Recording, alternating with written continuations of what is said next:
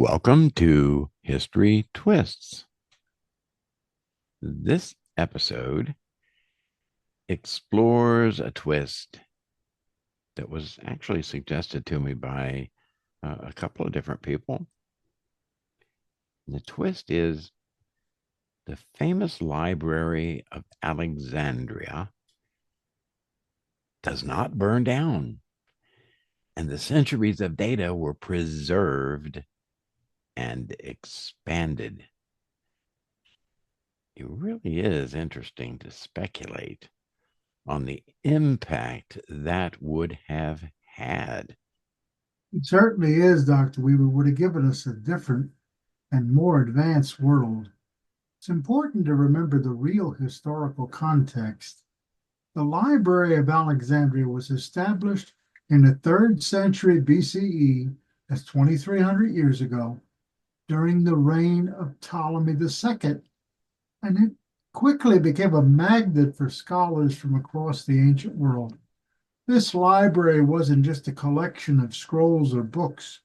It was a research institution, the Brookings Institute or Hoover Institute of its day, that housed some of the greatest minds in Europe at the time, like Euclid, Archimedes, and Aristophanes. They advanced mathematics, astronomy, geometry, and so much more, laying foundations that would influence civilizations throughout the world for centuries. But unfortunately, in our timeline, the library faced several destructive incidents across various time periods. One of the most famous accounts, though not always perfectly accurate, speaks of Julius Caesar and his war with Pompey inadvertently setting fire to part of the city around 48 BCE, leading to at least the partial destruction of the library's holdings. This is referenced in the famous film about Cleopatra. That's right. There are competing histories about how and when the library was damaged or burned. But whether it was through Caesar, Emperor Aurelian's campaign, or even later during religious conflicts, we know for certain the library's vast collection was gradually lost. The real tragedy is that these losses weren't just physical, they were accumulated wisdom of centuries. In this alternate reality, we explore a world where the library remains intact, preserving its vast trove of knowledge for future generations. We'll look at how that survival changes the trajectory of civilization, leading us into profound scientific, medical, and cultural developments, and even do a little bit of fantasy speculation about how it could have impacted human flight and the race to space. Yeah. So settle in. We're about to step into an alternate history where the library endures and knowledge grows beyond our wildest imaginations. It certainly would have been wonderful. Unfortunately, as we said in our timeline, the library was destroyed and had periods of damage. We mentioned Julius Caesar's siege of Alexandria in 48 BC as a major incident of destruction. While the details vary, the ultimate outcome was the loss, tragically, of countless texts that contained centuries of accumulated wisdom. The libraries of Alexandria's destruction was an enormous blow to human progress. We know that the loss of so many original works forced scholars in subsequent centuries to rediscover knowledge that had already existed. Today, we're imagining how things might have turned out if that wealth of learning had remained intact. Let's conjure up a scenario where this destruction never happened. Instead of a catastrophic blaze spreading to the library, the brilliance and foresight of Cleopatra saves it. Imagine the bustling docks of Alexandria ablaze with trade, spices, silks, and precious manuscripts from far flung corners of the world. Scholars hurry past, arms filled with scrolls for the library. There's tension in the air as news spreads of Julius Caesar's conflict with Pompey.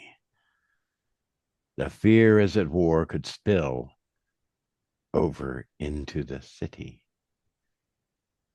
But Cleopatra has prepared. She institutes specialized fire brigades, which were nicknamed Watch and Ward squads.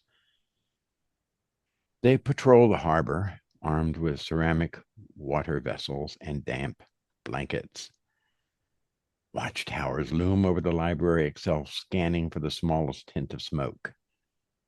At the first spark, these brigades swing into action, quickly dousing flames before they can spread. And so, when Caesar's ships land and violence breaks out, a spark does ignite nearby warehouses. Yet, Cleopatra's newly instituted fire watch teams succeed in extinguishing the flames before they reach the library.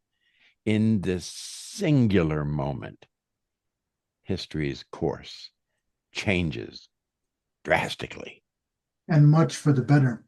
Now, with the library intact, the city remains a beacon of learning.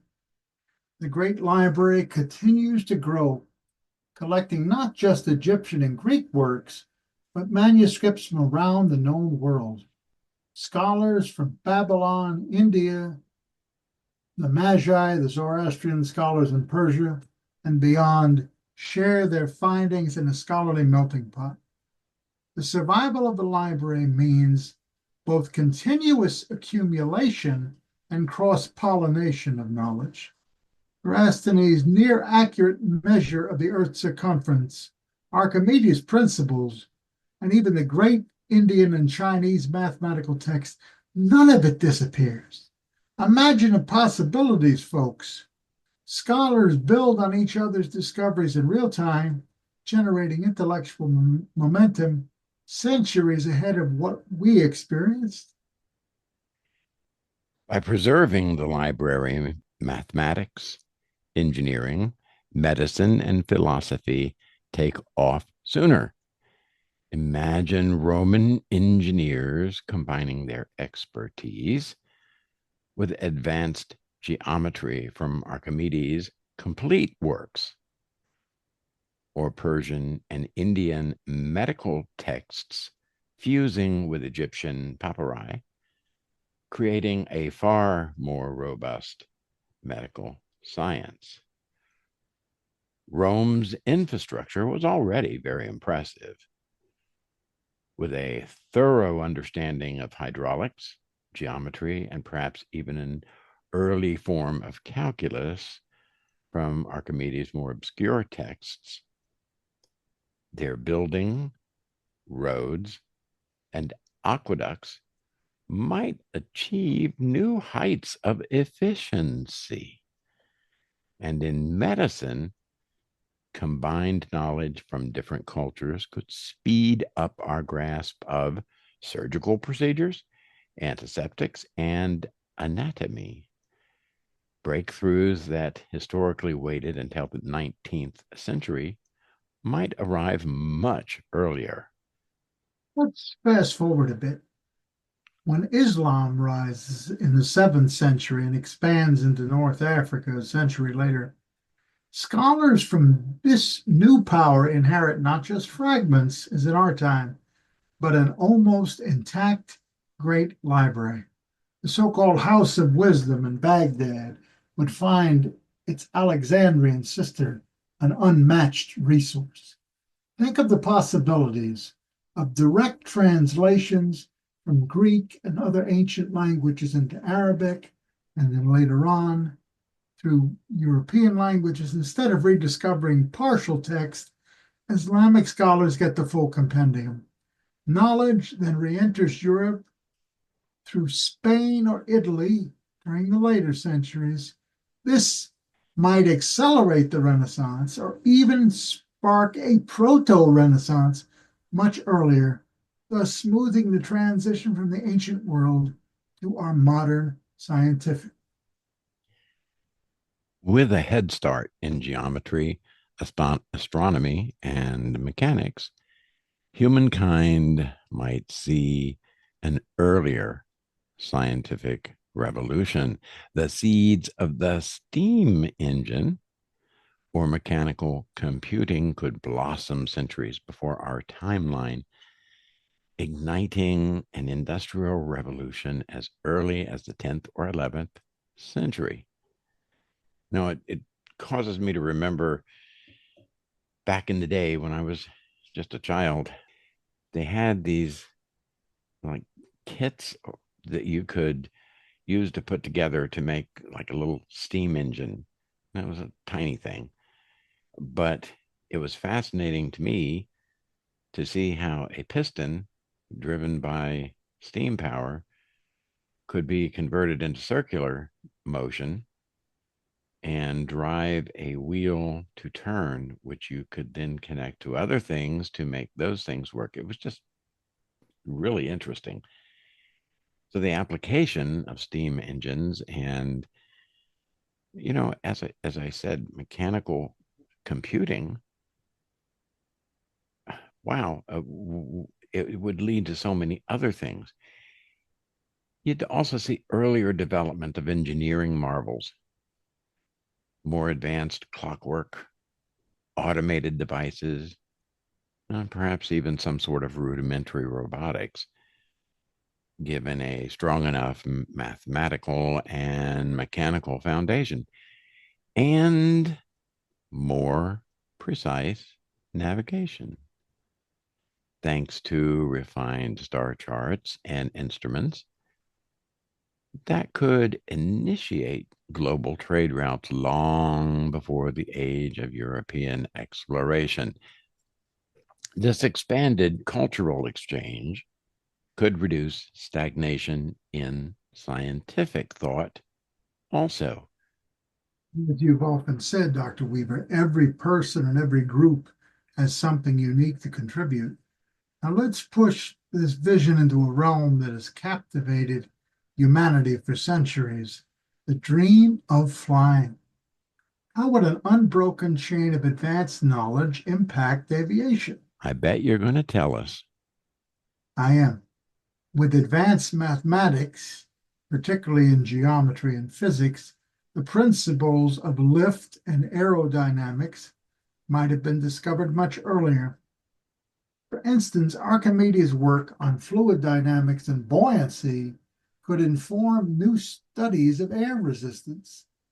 That knowledge, combined with centuries of continuous experimentation, and possibly also influences from Chinese kite and rocket technology, might lead to functioning gliders or even primitive hot air balloons far sooner than in our own timeline.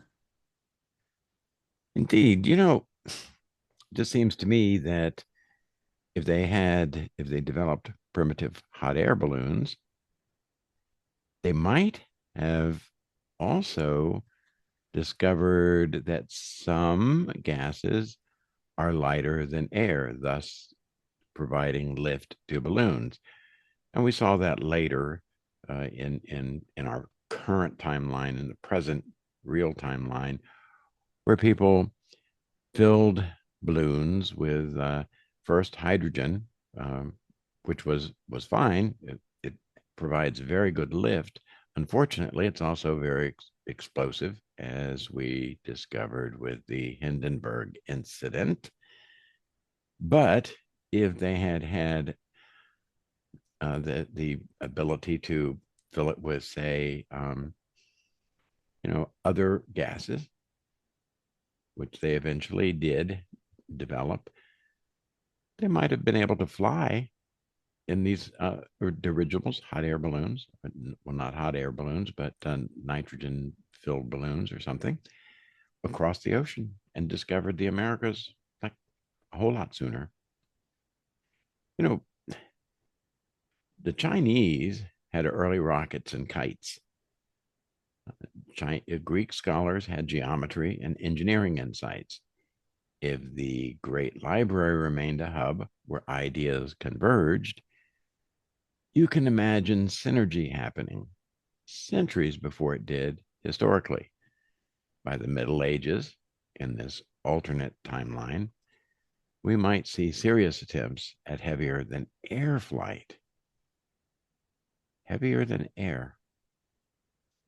Even if progress were to be incremental, an earlier Wright brothers moment, maybe in the 1400s or 1500s, wouldn't be out of the question if they had studied bird wings and some other things, which they did later in our current timeline.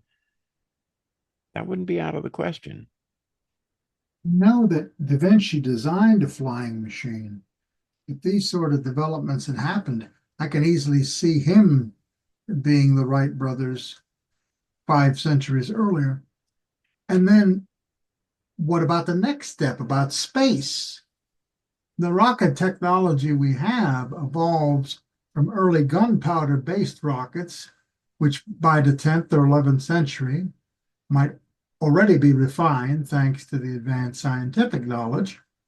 And as the centuries roll on, the combined knowledge of astronomy, mathematics, and physics, stewarded by an ever growing Alexandrian and global scholarly community, accelerates.